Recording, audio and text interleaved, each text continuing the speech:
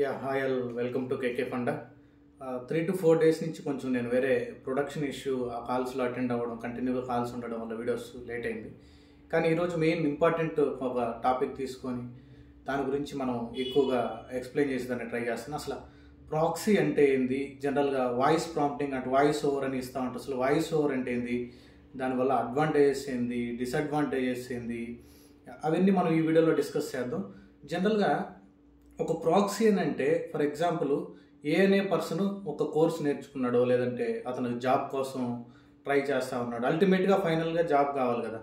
ఏ person అయితే job కోసం try చేస్తున్నారో అతను ఇంటర్వ్యూ ఇవ్వకుండా వేరే అతను హెల్ప్ తీసుకొని ఇంటర్వ్యూ ఇస్తాడనమాట. దాన్నే ప్రాక్సీ అంటారు. అది ఎలా అంటే, ఫర్ ఎగ్జాంపుల్ ఇప్పుడు మీరు ల్యాప్టాప్ ముందున్నారు, ల్యాప్టాప్ ముందు ఉండేసి పక్కన ఎవరైతే బాగా టెక్నికల్గా స్ట్రాంగ్ ఉంటారో ఒక ఇంటర్వ్యూవర్కి మీరు కనపడతా ఉంటారు అనమాట. ఇంటర్వ్యూవర్కి మీరు కనపడతా ఉంటారు, పక్కన బాగా టెక్నికల్గా స్ట్రాంగ్గా ఉన్నటువంటి క్యాండిడేట్ పక్కన కానీ లేదా బ్యాక్ సైడ్ కానీ కూర్చొని ఉంటారు అనమాట. అలా బ్యాక్ సైడ్ కూర్చొని ఉన్నప్పుడు అతను ఇంటర్వ్యూర్ అడిగే క్వశ్చన్స్కి ఇతను ఆన్సర్స్ చెప్పడం స్టార్ట్ చేస్తాడు అనమాట. ఎవరు పక్క అతను ఆన్సర్స్ చెప్తా ఉంటాడు, అంటే వాయిస్ అతనిది వస్తూ ఉంటుంది. ఇతను డైరెక్ట్గా సిస్టమ్ ముందు కూర్చున్న అతను ఎలా చేస్తాడంటే, జనరల్గా అతను లిప్సింక్ అనమాట. మనం టిక్ టాక్లో చూస్తూ ఉంటాం కదా, రీల్స్లో. అలా ఏదైతే వీడియోస్ని డబ్బింగ్ చేసి లిప్సింక్ ఎలా ఇస్తుంటారో యాస్టీస్గా ప్రాక్సీ ఇంటర్వ్యూస్లో కూడా అలా ఇస్తూ ఉంటారు అనమాట. ఇది యాక్చువల్గా ఫస్ట్ ప్రీవియస్గా ఇది ఇంటర్వ్యూస్లో ఇలా లేదు. జనరల్గా ఎవరికైనా ఇంటర్వ్యూ క్లియర్ కాకపోతే వేరే వాళ్ళు హెల్ప్ కావాలన్నప్పుడు మనకి 2019 కోవిడ్ రాకముందంతా టెలిఫోనిక్ రౌండ్స్ ఉండేది. అంటే మొబైల్కి కాల్ చేసేది ఇచ్చారు. దాని తర్వాత టెక్నికల్ రౌండ్ కూడా మొబైల్లో అయిపోయేది మ్యాక్సిమం, అంటే 60-70%. ఎప్పుడైతే మనకు కోవిడ్ స్టార్ట్ అయిందో, కోవిడ్ స్టార్ట్ అయిన తర్వాత టోటల్ ఇంటర్వ్యూ ప్రాసెస్ని చేంజ్ చేశారు. 5% కూడా లేదనమాట ఆ టైంలో టెలిఫోనిక్ ఇంటర్వ్యూ రౌండ్స్. అప్పుడు ఏమైంది, వీడియో కాల్ రౌండ్స్ వచ్చేసాయి అనమాట. వీడియో కాల్ రౌండ్ వచ్చారంటే డైరెక్ట్గా ఆ క్యాండిడేట్ కూర్చోవాలి. ఆ క్యాండిడేట్ కూర్చునేటప్పుడు పక్కన వేరే వాళ్ళు మాట్లాడుతూ ఉంటారు. సేమ్ అతను ఎలా మాట్లాడుతూ ఉంటాడో ఇతను లిప్సింగ్ ఇస్తూ ఉంటాడు అనమాట, యాక్టింగ్ అనమాట. మీరు already tick talk general reels చూస్తారు కదా, ఆ రీల్స్కి ఎలా లిప్సింగ్ ఇస్తారు, యాస్ట్రీజ్ లిప్సింగ్ ఇస్తారు అనమాట. దాన్ని ప్రాక్సీ ఇంటర్వ్యూస్ అంటాం అనమాట. అలా కాకుండా వాయిస్ ఓవర్, నేను అడ్వాంటేజెస్ డిసడ్వాంటేజెస్ కూడా చెప్తాను. ప్రజెంట్ ఎలా ఉంది సిచ్యువేషన్ కూడా మీకు కొంచెం జాగ్రత్తగా ఉండండి అని చెప్పడానికి కూడా ఈ వీడియో మీకు హెల్ప్ అవుతుంది. లాస్ట్ వరకు చూడండి. మీరు ఫస్ట్ టైం కానీ మన ఛానల్ కానీ సబ్స్క్రైబ్ కానీ చేయకపోతే ఖచ్చితంగా మీరు సబ్స్క్రైబ్ చేసుకుని బెల్ ఐకాన్ కానీ ప్రెస్ చేస్తే రీసెంట్ వీడియోస్ ఏదైతే మేము అప్లోడ్ చేస్తూ ఉంటామో అవి మీకు ఖచ్చితంగా రీచ్ అయ్యేదానికి ఛాన్స్ ఉంటుంది. నెక్స్ట్ వచ్చేసి వాయిస్ ఓవర్ అని అంటే ఏంది మీనింగ్, లేదా వాయిస్ ప్రాంప్టింగ్ ఇస్తారా అని అడుగుతుంటారు చాలామంది మనకు కాల్ చేసి కూడా. జనరల్గా దాని మీనింగ్ ఏంటంటే, మనం ఇక్కడ ఆ లొకేషన్లో ఉన్నాం అనమాట. ఫర్ ఎగ్జాంపుల్ లేదా వేరే రూమ్లోనో వేరే లొకేషన్లోనో ఉంటాం. అతను బ్లూటూత్ పెట్టుకొని మనకు కనెక్ట్ అయి ఉంటాడు అనమాట. ఎవరు ప్యానల్కి ముందు ఎవరికైతే జాబ్ కావాలో అతను ఇంటర్వ్యూతో కూర్చొని ఉంటాడు. అతనే డైరెక్ట్గా మాట్లాడుతూ ఉంటాడు. మాట్లాడేటప్పుడు అతను బ్లూటూత్ పెట్టుకున్నది ఎవరితో మనతో పెట్టుకుంటాడు.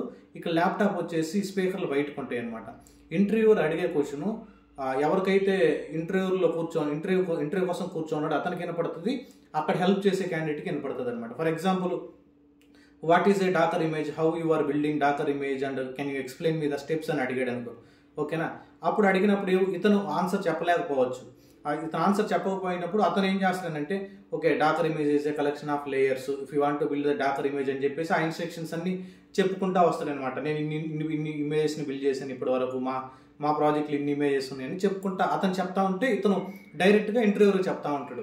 ఇక్కడ మెయిన్ ప్రాబ్లం ఏంటంటే, మీరు అబ్జర్వ్ చేయాల్సింది, ఇతను ఎవరైతే ఇంటర్వ్యూలో కూర్చోన్నాడో, ఎవరైతే జాబ్ కావాలని కూర్చోన్నాడో అతనికి బేసిక్ ఫండమెంటల్స్ తెలిసి ఉండాలి ఇలా చేయాలని. అంటే నా సజెషన్ ఏంటంటే, ప్రాక్సీకి వెళ్ళొద్దు, సబ్జెక్ట్ని నమ్ముకోండి. సబ్జెక్ట్ని నమ్ముకుంటే మీరు ఎప్పటికైనా కానీ మార్కెట్లో ఒకవేళ జాబ్ లాస్ అయినా లేదా లే ఆఫ్లో మనం మార్కెట్ కొంచెం డల్గా ఉన్న లే ఆఫ్లో మన జాబ్ పోయినా కానీ మీరు ఎప్పటికీ కూడా చాలా చాలా హ్యాపీగా చాలా స్ట్రాంగ్గా ఉంటారు అనమాట. అందుకనేసి మీరు బాగా సబ్జెక్ట్ని నమ్ముకోండి. ఎప్పుడు కూడా ప్రాక్సీ వాయిస్ ఓవర్లు, ఓకేనా, లేదా వేరే వాళ్ళు హెల్ప్ తీసుకొని ఇంటర్వ్యూ కొట్టాలనేది కరెక్ట్ కాదు, ఓకేనా. అలా వేరే వాళ్ళు మాట్లాడుతూ ఉంటే హెల్ప్ చేస్తూ ఉంటే ఇతను దాన్ని లైట్గా క్యాచ్ చేసి అతను ఏమైతే చెప్తున్నాడో ఇతను ఓన్గా ఎక్స్ప్లెయిన్ చేసే దానికి ఛాన్స్ ఉంటుంది అనమాట. ఇలా జరుగుతూ ఉంది. ఇది కోవిడ్ టైంలో ఎక్కువ చూసామన్నమాట. మీరు మీ విలేజెస్లో కానీ లేదా మీ రిలేటివ్స్లో కానీ ఎక్కడైనా చూడండి, మీరున్న ఏరియాలో చాలామంది ఐటీలోకి వచ్చేసారు. చాలామంది ఐటీలోకి వచ్చిన తర్వాత కూడా ఈ వేలో 30-40% క్యాండిడేట్స్ వరకు మనం అబ్జర్వ్ చేస్తే ఈ బ్యాక్ డోర్లోనో లేదంటే ఈ ప్రాక్సీ ద్వారానో వచ్చేసారనమాట. ఇప్పుడు ప్రజెంట్ అడ్వాంటేజెస్ ఏంటంటే వాళ్ళకి, ఫర్ ఎగ్జాంపుల్ ఎంఎన్సీ కంపెనీలోకి వెళ్ళారనుకోండి, ఫర్ ఎగ్జాంపుల్ వాళ్ళని హైర్ చేసింది ఒక పెద్ద ప్రాజెక్ట్కి బెంచ్ మీద ఫర్ ఎగ్జాంపుల్ మనకి నెక్స్ట్ 3 monthsలో ఒక పెద్ద ప్రాజెక్ట్ వస్తుంది, లేదా devops engineer, developers, DB engineers లేదా అడ్మిన్స్ ఇంతమంది కావాలనేసి ఒక ఎస్టిమేషన్ వస్తుంది కదా. అప్పుడు ఏం చేస్తారంటే ఇమీడియట్ జాయినింగ్ కోసం ట్రై చేస్తే ఎవరు ఉంటారు మార్కెట్లో, రీసెంట్గా రిలీజ్ అయిన లేదా ఫేక్ ఇంజనీర్స్ ఎక్కువ ఉంటారు అనమాట. అప్పుడు ఎప్పుడైతే బల్క్ హైరింగ్ జరుగుతూ ఉన్నదో ఆ టైంలో ఎక్కువ మంది వెళ్ళిపోయారు అనమాట ఇలా హెల్ప్ తీసుకొని. ఇక్కడ మెయిన్ అడ్వాంటేజ్ ఏంటంటే బెంచ్కి హైర్ చేసినప్పుడు కొన్నిసార్లు ఛాన్సెస్ ఉంటుంది అనమాట. అతను లోపలికి వెళ్ళేసి ఏ ప్రాజెక్ట్ ఏందనేసి కొంచెం హార్డ్ వర్క్ చేసి నిలబడిన వాళ్ళు కూడా మనకు తెలిసిన వాళ్ళు ఉన్నారు. కానీ ఇక్కడ డిసడ్వాంటేజ్ మెయిన్ ఏంటంటే స్పెసిఫిక్గా నా ప్రాజెక్టు ఆ రోల్ ఫర్ ఎగ్జాంపుల్ ఒక AWS క్లౌడ్లో పలాని 5 to 6 సర్వీసెస్ కోసం హైర్ చేశారు, లేదంటే ఓన్లీ అతను స్పెసిఫిక్గా క్యూబర్నెటీస్ లేదా జెన్కిన్స్ మీద కానీ హైర్ చేశారు అనుకోండి, డైరెక్ట్గా ఆ ప్రాజెక్ట్ సంబంధించినటువంటి టీము 1 or 2 members ఆయన అవుతారు. ఓన్లీ ఆ స్పెసిఫిక్ టూల్ గురించి అడుగుతారు. ఏముంది హెల్ప్ తీసుకున్నప్పుడు అతను ప్రాక్సీ చేసాడు, ఇతను సెలెక్ట్ అయిపోయాడు. కానీ లోపలికి వెళ్ళిన తర్వాత నేను చాలా మందిని గమనించాను, చాలా మంది వర్క్ సపోర్ట్ అని కాల్ చేస్తూ ఉంటారు అనమాట. ఇక్కడ ఫస్ట్ మిస్టేక్ చేసింది ఏంది, ప్రాక్సీ కొట్టించుకొని లోపలికి వెళ్ళడం, దాని తర్వాత మళ్ళీ వర్క్ చేయలేడు, మళ్ళీ వర్క్ చేసే వాళ్ళకి అమౌంట్ ఇవ్వాలి. ఇక్కడ మళ్ళీ ఎవరైతే ఇంటర్వ్యూ చేస్తారో అతను చాలా ఛార్జ్ చేస్తారనమాట. ఆ ఛార్జ్ చేసిన అమౌంట్ లాస్, మళ్ళీ ఆ work support, daily pressure, mental pressure అనమాట. నువ్వు ఒకసారి రియలైజ్ అవ్వండి, మీరు ఒకసారి 5 minutes మీరు సిట్ చేసుకు మీరు ఒక దగ్గర కూర్చొని ఐడియల్గా ఆలోచించండి. 1 to 10th ఫినిష్ అయింది, నెక్స్ట్ ఇంటర్మీడియట్ ఫినిష్ అయింది, బీటెక్ లేదా డిగ్రీ ఫినిష్ అయింది, మాస్టర్స్ కొంతమంది ఫినిష్ అయి ఉంటుంది. ఇన్ని సంవత్సరాలు ఎడ్యుకేషన్ చదివి ఒక సబ్జెక్ట్ని ఒక ప్రాపర్ ట్రైనర్ దగ్గర నేర్చుకోలేక, లేదంటే ఒక సబ్జెక్ట్ని ప్రాపర్గా ప్రాక్టీస్ చేయలేక, ఎందుకంటే మీకు తెలుసు మీ స్ట్రెంగ్త్ వీక్ పాయింట్స్ మీకు ఖచ్చితంగా తెలుసు అనమాట. ఇవన్నీ నేర్చుకొని ఇంటర్వ్యూ ప్రిపరేషన్ తెలియకుండా ఒక దాని బ్యాక్డోర్లోనో ప్రాక్సీలోనో ఇంకొక దాంట్లోనో ఐటీ ఇండస్ట్రీలోకి ఎంటర్ అయ్యి దాని లోపల స్ట్రగుల్స్ నేను చాలా చూశాను. రీసెంట్గా లే ఆఫ్లో జరిగి బయటకు వచ్చిన వాళ్ళలో కూడా కొంతమంది ప్రాక్సీ ద్వారా వెళ్ళిన వాళ్ళు, కొంతమంది జెన్యూన్ వర్క్ ఎక్స్పీరియన్స్ వచ్చిన వాళ్ళు కూడా బయటకు వచ్చినప్పుడు చాలా స్ట్రగుల్ అవుతున్నారు. ఎందుకనంటే they are already addicted for that luxury అనమాట. లగ్జరీ లైఫ్ అంటే మంత్లీ ఒక 60,000, 50,000 లేదా 1 lakh అలా మంత్లీ అమౌంట్ వస్తూ ఉంటుంది అనమాట. అప్పుడు ఒక 1 year వరకు అలానే వచ్చినప్పుడు అతను స్టేటస్ కొంచెం చేంజ్ అయిపోతుంది. జనరల్గా ఉన్న అతని స్టేటస్కి మామూలుగా ప్రెసెంట్ ఉన్నటువంటి స్టేటస్కి అతనికి కంప్లీట్గా మైండ్ సెట్ కూడా చాలా చేంజ్ అయ్యి ఉంటుంది. రిలేటివ్స్లో కానీ ఫ్యామిలీలో కానీ చాలా వరకు చేంజ్ అయ్యి ఉంటాడు. సడన్గా జాబ్ లాస్ అయినప్పుడు అతను మళ్ళీ ఇంటర్వ్యూ కొట్టలేడు అనమాట. ఇంటర్వ్యూ కొట్టలేనప్పుడు ఏమవుతుంది, చాలా ప్రాబ్లమ్స్ ఫేస్ చేయాలి. ఇప్పుడు ప్రజెంట్ ఏమవుతుందంటే ప్రాక్సీ చేసే వాళ్ళ దగ్గర నుంచి మనం మీకు ఏదైనా ఇన్ఫర్మేషన్ కావాలంటే డిస్క్రిప్షన్లో మన నెంబర్ ఉంటుంది, మీరు జస్ట్ నాకు కాల్ చేయండి, వాట్సాప్ ద్వారా ప్రింగ్ చేయండి, మ్యాక్సిమం రిప్లై ఇచ్చేదాన్ని ట్రై చేస్తాను. ఇప్పుడు ప్రజెంట్ మెయిన్ డిసడ్వాంటేజ్ ఏంటంటే మీరు ప్రాక్సీ కానీ ఇంటర్వ్యూకి వెళ్ళారనంటే చాలా ఐడెంటిఫై చేసేదానికి ఛాన్స్ ఎక్కువ ఉంది. ఇది మనకి ఎక్కువగా తెలుగు వాళ్ళు, మనకి సౌత్ ఇండియన్స్, నార్త్ కన్నా సౌత్ ఇండియన్స్ ఎక్కువగా ఇంటర్వ్యూని మెస్మరైజ్ చేసేదాన్ని ట్రై చేస్తూ ఉంటారు. నేను తీసుకున్నప్పుడు కూడా ఇంటర్వ్యూస్లో చాలా మందిని పట్టుకున్నాను. నాకున్న ఎక్స్పీరియన్స్లో కూడా కొంతమందిని వాళ్ళని ఈజీగా మనం ఐడెంటిఫై చేయొచ్చు. ఇక్కడ మెయిన్ డిసడ్వాంటేజ్ ఏంటంటే షేర్ స్క్రీన్ చేయమంటాం, కోడ్ రాయమంటాం. మేము ఇంకొకటి కూడా గమనించామన్నమాట, కొంతమంది దగ్గర షేర్ స్క్రీన్ రాయమన్నప్పుడు అతని ల్యాప్టాప్కి ఇంకొక మానిటర్ కనెక్ట్ చేసి ఉంటాడు, బ్యాక్ ఎండ్లో వేరే వాళ్ళు కోడ్ రాస్తూ ఉంటారు. ఇతని వరకే ల్యాప్టాప్ ముందు కూర్చొని ఇలా టైప్ చేస్తూ ఉంటాడు అనమాట. మానిటర్ కనెక్ట్ చేసి ఉంటాడు, మానిటర్లో వెనకాల అతను రాస్తూ ఉంటాడు. అలా మన క్యాండిడేట్ని పట్టుకోవడం చాలా కష్టమైంది అనమాట. మన సైడ్ మన తెలుగు వాళ్ళు ఎక్కువ ఉన్నారు నేను చూసినటువంటి దాంట్లో. అంటే నేను నెగిటివ్గా చెప్తున్నానని కాదు, ఇది జరిగిన సిచ్యువేషన్ అనమాట. మీకు తెలుసు 2021, 2022లో ఎంత మార్కెట్ బ్యాక్డోర్లో ప్రాక్సీలు వెళ్ళారనేసి. ఇప్పుడు చాలా మంది వస్తున్నారు బయట, మీరు అబ్జర్వ్ చేయండి, చాలా మంది లే ఆఫ్స్లోనూ బెంచ్ మీద ఒక 3 months వెయిటింగ్ పీరియడ్లో ఉండి వచ్చేయడం. నెక్స్ట్ నేను తీస్తాను బెంచ్ రిలేటెడ్ వీడియో కూడా. ఇలా షేర్ స్క్రీన్ చేయడం, లేదంటే డౌట్ వస్తే రూమ్ మొత్తం తిప్పడం. మీరు అబ్జర్వ్ చేయండి 2021 ఆ కోవిడ్ టైంలో ఇంటర్వ్యూ తీసుకునేటప్పుడు రికార్డింగ్స్ కూడా తగ్గాయి అనమాట. మనం ఏదైతే అతని ఇంటర్వ్యూలు మనం మాట్లాడుతూ ఉంటాం కదా, ఆ రికార్డింగ్ చేయడం చాలా తక్కువ ఉండేది అనమాట. ప్రజెంట్ మ్యాక్సిమం 90% ఇంటర్వ్యూస్ రికార్డ్ అవుతున్నాయి because of this proxy. 90% interviews record అవుతున్నాయి. నేను చాలా అబ్జర్వ్ చేశాను. ఆ 90% ఇంటర్వ్యూస్ రికార్డ్ అవుతున్నాయి. ఎక్కడైనా డౌట్ వస్తే సెకండ్ రౌండ్ ఆఫీస్కి రమ్మంటాం, లేదా థర్డ్ రౌండ్ ఆఫీస్కి వచ్చి మీరు మాకు సపోర్ట్ చేయండి, ఆడ ఇంటర్వ్యూకి సపోర్ట్ చేయండి, ఒక రౌండ్ అక్కడ తీసుకుందామని అలా చెప్తా ఉంటారు అనమాట. మీరు అవన్నిటికీ ఫేస్ చేయడానికి ఆ మెంటల్ టార్చరు, మళ్ళీ ఎన్ని రోజుల్లో జాబ్ వస్తుందో తెలియదు. అందుకని మీరు బెస్ట్ ట్రైనర్, మీకు ఎవరైతే బెస్ట్గా ట్రైన్ చేయగలరు అనే ట్రస్ట్ ఉంటుందో ఆ ట్రైనర్ని మీరు ఒకటేసారి ట్రస్ట్ చేసి కంప్లీట్గా అతనికి 3 to 4 months కానీ డెడికేటెడ్గా మీరు ఏ టెక్నాలజీ అయినా పర్లేదు కంప్లీట్గా 3 to 4 months కానీ డెడికేటెడ్గా మీరు స్పెండ్ చేసి మీరు కానీ ఇంటర్వ్యూ కొట్టుకోగలిగితే, ఓన్గా ఇంటర్వ్యూ కొట్టుకుంటే ఎలా ఉంటుందో తెలుసా మీకు సెల్ఫ్ కాన్ఫిడెన్స్. ఒకవేళ ఆ జాబ్ పోయినా, ఏది నువ్వు జాయిన్ అయినటువంటి జాబ్ పోయినా కానీ ఇంకొక జాబ్ కొట్టుకునే దానికి నీకు ఇంటర్నల్గా సెల్ఫ్ కాన్ఫిడెన్స్ ఉంటుంది అనమాట. మీరు లేదు వేరే వాళ్ళు సపోర్ట్ తీసుకొని వెళ్ళండి లోపలికి, Day 1 నుంచి స్టార్ట్ అవుద్ది మీకు ప్రెజర్. ఇది వర్క్ ప్రెజర్ కాదు. ఈ జాబ్ పోతే మళ్ళీ అతనా ఇంకొక అతనా లేదంటే ఎట్టగొట్టాలి, ఏ స్కిల్స్ నేర్చుకోవాలి, స్కిల్స్ ఉండవు, సబ్జెక్ట్ ఉండదు, ఆడ మళ్ళీ వర్క్ ప్రెజర్, ఆ వర్క్ సపోర్ట్ ఇంకొకటి దగ్గరికి పోవాలి, ఓడు ఫ్రీగా ఉన్నప్పుడు మాత్రమే మనకు సపోర్ట్ చేస్తాం. ఇవన్నీ ఎక్కువ కాంప్లికేషన్స్కి ఒకటే సొల్యూషన్, సబ్జెక్ట్. లేదు నువ్వు షార్ట్ టర్మ్లో 3 months 4 months ఉండాలనుకుని వచ్చినప్పుడు అలా ట్రై చేయడం ఓకే.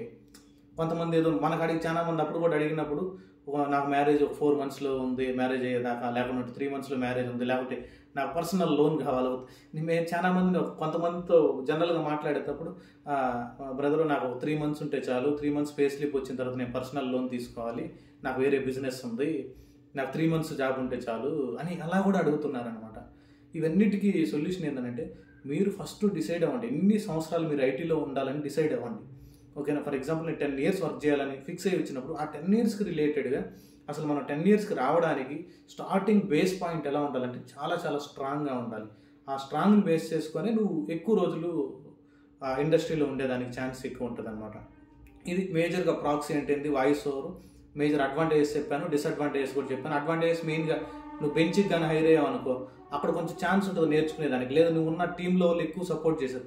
మ్యాక్సిమం ప్రజెంట్ ఎలా ఉందనంటే వేరే అతను నువ్వు ఈజీగా ఏది ప్రాక్సీ ద్వారానో బ్యాక్ డోర్ ద్వారానో వచ్చినప్పుడు నేను ఈజీగా పట్టుకోవడం, ఫేక్ ఎక్స్పీరియన్స్ పెట్టి వచ్చాడు అనేసి అప్పుడు మిమ్మల్ని ఈజీగా ఐడెంటిఫై చేస్తారు. లేదు కొంతమంది నాన్ ఐటీ నుంచి ఐటీ లేక మీకు వీడియోస్ చెప్తాను, అవి ఎలా ప్రిపేర్ అవ్వాలి, నాన్ ఐటీ నుంచి ఐటీకి ఎలా రావాలి, మీకు ఏ వీడియో అయితే నెక్స్ట్ ఇన్ఫర్మేటివ్ ఇలా చేయండి బ్రదర్, లేకపోతే అలా చేయండి అని చెప్పినప్పుడు నా కామెంట్ సెక్షన్లో నీట్గా మెన్షన్ చేయండి.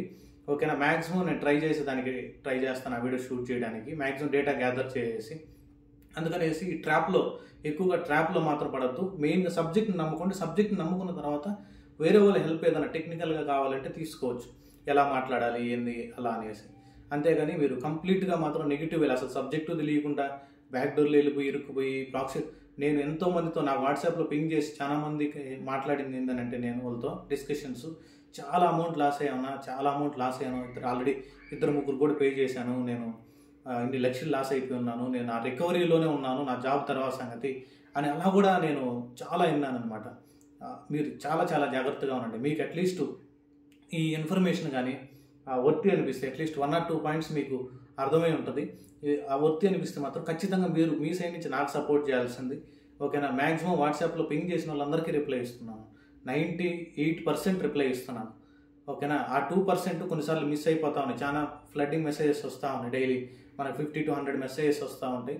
నేను ఫ్రీ టైంలో ఆఫీస్ నుంచి వచ్చినాకో లేదా ఆఫీస్లో ఉన్నప్పుడు కొన్నిసార్లు, లేదంటే మా టీం మనకు సంబంధించినటువంటి వేరే వాళ్ళు ఎవరైతే నా ఫోన్ మన వాళ్ళు హ్యాండిల్ చేస్తున్నారు మా ఫ్రెండ్స్, అలా అయితే వాళ్ళని మెసేజ్ అలా మీకు మ్యాక్సిమం ప్రతి ఒక్కరికి రిప్లై ఇచ్చేదానికి. ఫర్ ఎగ్జాంపుల్ కొంతమంది ఎస్ఏపీ మీద అడుగుతూ ఉంటారు. ఎస్ఏపీ మీద నాకు ఎక్స్పీరియన్స్ లేకపోయినప్పుడు నేను ఏం చేస్తానంటే ఎస్ఏపీ రిలేటెడ్ క్యాండిడేట్ ఎవరైతే ఉన్నారో వాళ్ళ దగ్గర నుంచి ఇన్ఫర్మేషన్ తీసుకొని అతను కొంచెం బెస్ట్ అట్లీస్ట్ మనతో కమ్యూనికేట్ అయ్యాడు, మన ఛానల్కి సబ్స్క్రిప్షన్ ఉన్నది, లేదు మన ఛానల్ని చాలా మందితో షేర్ చేస్తున్నాడు ఆల్రెడీ.